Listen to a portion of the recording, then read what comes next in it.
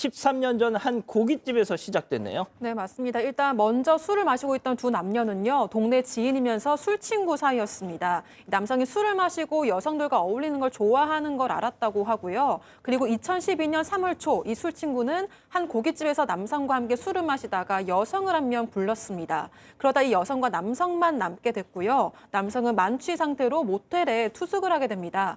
그리고 다음 날 아침에 잠에서 깬 남성은 전날 술자리에서 처음 만난 그 여성이 같이 있었다는 걸 알게 됐는데요. 필름이 끊겨서 생각은 나지 않았다고 합니다. 그런데 그 여성이 옆에 있다가 갑자기 눈물을 흘리면서 뛰쳐나갔다고 하는데요. 이게 무슨 영문이지라고 싶을 무렵에 그 여성을 술자리로 불러낸 동네 지인인 술 친구에게서 이 전화가 걸려왔는데 그 내용이 아주 충격적이었습니다. 그러니까 쉽게 말하면 동네 친구랑 술을 마시다가 그 술 친구가 여성 지인을 한 명 불렀는데 다음날 숙박업소에서 그 여성과 함께 눈을 떴다. 단둘이 있었고 울며 나갔고 기억은 제대로 안 나고.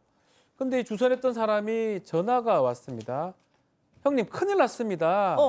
그 여자 임신 중이었습니다. 걔가 지금 성폭행 당했다고 형님을 경찰에 신고한다고 합니다. 라고 합의 안 보면 형님 인생 매장됩니다. 라고 얘기를 했다고 합니다. 근데 이제 그때 어떻게 공교롭게도 이 내용을 어떻게 알았든지 친한 선후배진 동료 공무원이 전화 와서 야, 이 공무원이 이렇게 하면 안 되니까 합의 무조건 봐야 된다. 내가 대신 좀 합의를 봐줄 테니까 일단은 3억 원 내 계좌로 주면 내가 합의를 봐주겠다. 만약 이 지역에 지금 유명한 형님이 공무원인데 만약 잘못되면 큰일 나지 않느냐. 그래서 3억 원에 이체를 했습니다. 그러니까 동료 공무원이 내가 중재를 하겠다. 약간 브로커처럼. 그렇죠. 자, 이거 공무원, 물론 다른 사람도 문제지만 공무원이 이런 짓을 했다면 이건 정말 큰일이죠. 자, 그런데 아무튼 그 동료 공무원의 중재로 무사히 잘 넘어갔다는 겁니다. 자, 끝이었을까요? 체크포인트 짚어보죠.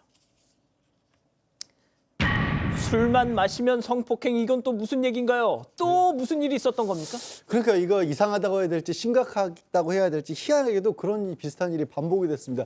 그렇게 해결을 하고 불과 2달 지나서 또 술자리에 동네 지인이 한 여성분을 불렀고요. 그리고 나서 그날 잠이 들고 일어났더니 또 모텔이었던 겁니다. 어머나. 그리고 그 여성이 또 이 지인이 얘기하는데 야, 성폭행 당했단다라고 하면서 사업하는 여성인데 합의할 생각 전혀 없다. 그렇게 얘기를 한 거예요. 그러니까 이 남자 다시 누구를 찾았냐면 문제 해결해줬던 그 동료 공무원에게 다시 연락을 했고요. 그리고 이번에도 3억 원을 내라고 해서 뭐 가족한테 빌리고 대출 받고 아버지한테 손 벌리고 해서 3억 원을 또 마련해서 동료 공무원을 통해서 해결을 한 듯 보였습니다. 그런데 문제가요. 2013년 11월 그러니까 한 1년 정도 지나서 이번에도 그 같은 동네 지인하고 술자리에서 여성을 소개받았고 또 모텔에서 자고 일하는데 또 성폭행이라는 거예요. 그래서 다시 또 그 동료 공무원에게 연락을 했더니 빨리 이게 막 안 해주면은 형 인생이 아작난다 이런 식의 얘기해서 다시 3억 원을 또 보냈습니다. 저 정도 되면은 지금 얼마를 쓴 거예요? 지금 15억을 썼는데 합의금으로. 교수님, 저 정도면 술 끊어야 되는 거 아니에요? 네, 그러니까 이제 술을 끊어야 되는데 여기서 끝나지 않았어요. 맨 처음에 사건이 2012년에 일어났는데 지금 이제 2017년인데도 끝나지 않고 또 이제 똑같은 일이 있었던 겁니다. 다시 또 그 동네 지인과 술을 마십니다. 그 동네 지인이라는 사람은 여성인데 중년의 여성이에요. 그런데 이 여성하고 이 피해자하고 술을 마시고 있는데 옆자리에 젊은 여성들이 있는 거예요. 그래서 같이 합석을 하자 그래가지고 이제 그 4명이 합석을 하게 됐어요. 그런데 또 아침에 일어나 보니까 모텔이었고 또 그 젊은 여성 중에 한 명이 있는 거예요.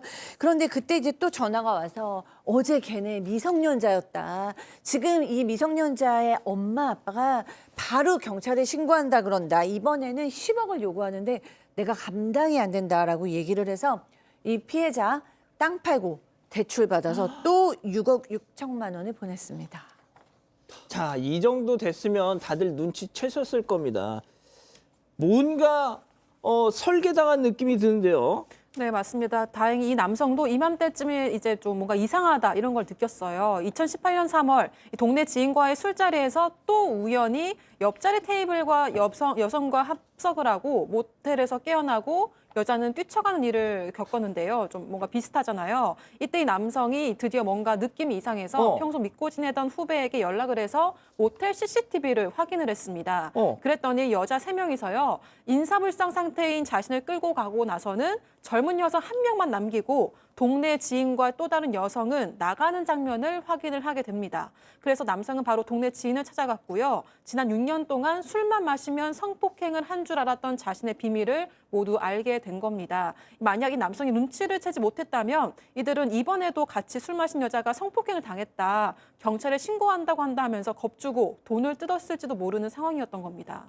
아, 뭐 처음이야 그렇다 쳐도 두 번째 저런 일을 당했으면은 아, 이게 좀 눈치챘을 법도 한데 이거 벌써 4번을 당했단 말이죠. 5번째 만에 지금 꼬리를 밟은 겁니다. 교수님.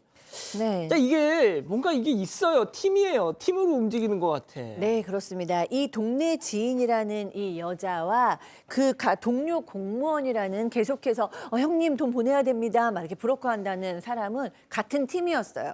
그러니까 이 여성이 도박판에서 심부름을 하는 여성이었는데 이 도박판으로 이 피해자를 보낸 사람이 이 동료 공무원입니다. 그러면서 이렇게 한 명 보내면 아마 소개비를 받나 봐요. 둘이 소개비를 얘기하는데 이거 액수도 너무 적고 남는 것도 없다 뭐 이런 얘기를 하다가 우리 그러면 이런 작은 일 하지 말고 이 피해자인 이 사람이 술을 먹으면 다음날 기억을 못한다. 그리고 술을 먹으면 여자들하고 노는 걸 좋아한다. 그래서 같이 이제 공모한 게 바로 이 사건이었습니다. 아, 박 변호사님. 네. 자, 이러면 범죄가 되겠죠. 갈치에 해당합니다. 공갈죄가 지금 될 수가 있고요. 이 동료 공무원하고는 1992년도부터 청원 경찰을 하면서 아주 오랫동안 친하게 좀 지내왔다고 합니다. 근데 나중에 이제 이런 일이 생기니까 이제 문제가 됐는데 본인 입장에서는 합의금 보관하고 제대로 전달했다 이렇게 얘기를 했는데 범행 사실 없다고 하는 재판부는 이걸 받아들이지 않고요. 계속 이 범죄를 저질렀던 거 보고 특히 꽃뱀을 동원한 거 아니겠습니까? 이른바 꽃뱀을 동원해서 피해자한테 6년간 상습적으로 거액을 갈취했고 이 수법이나 규모가 매우 불량하다고 보는데 여기서 지인은 2년을 선고하고 동료 공무원은 징역 6년을 선고했는데 이유는 있습니다. 지인은 조금 반성을 합니다. 피해액도 일부 갚았고요.